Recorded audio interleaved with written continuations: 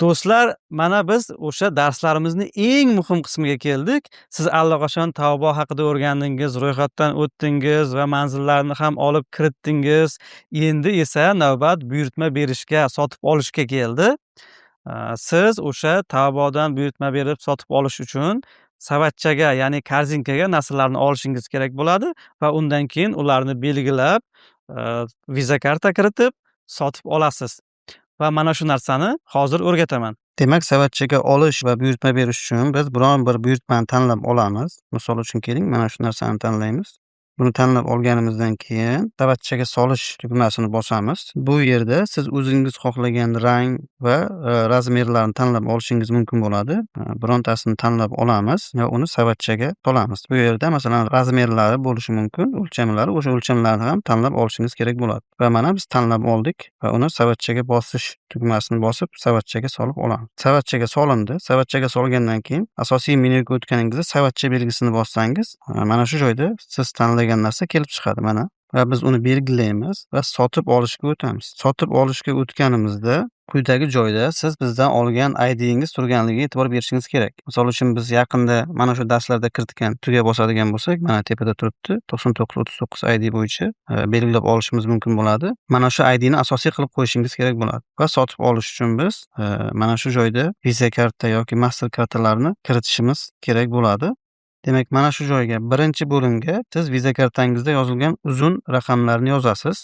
Ikkinchi bo'limga esa ismingiz, familiyangizni yozasiz. Undan keyin uchinchi bo'limga viza kartada ko'rsatilgan yoki Master kartada ko'rsatilgan oldidagi yillari bo'ladi. O'sha tugash yili, o'shani kiritasiz. Mana shu joy esa oxirgi joy. Bu viza kartangizni orqa qismidagi oxirgi 3 ta raqam. Agar faqat 3 ta raqam bo'lsa, o'shani kiritasiz. Agar sizda misol uchun 7 ta raqam bo'lsa, oxirgi 3 tasini kiritasiz. Bularni to'ldirganingizdan keyin bu yerda saqlab qo'yish tugmasini yoqib qo'yasiz va saqlash tugmasini bosasiz. Demak, bularni kiritib bo'lganimizdan keyin mana shu joyda sotib olish tugmasini bosamiz. Agar siz Alipay orqali sotib olsangiz, Alipayni belgilaysiz. Unda Alipayda sizning yuaningiz bo'lishi kerak bo'ladi.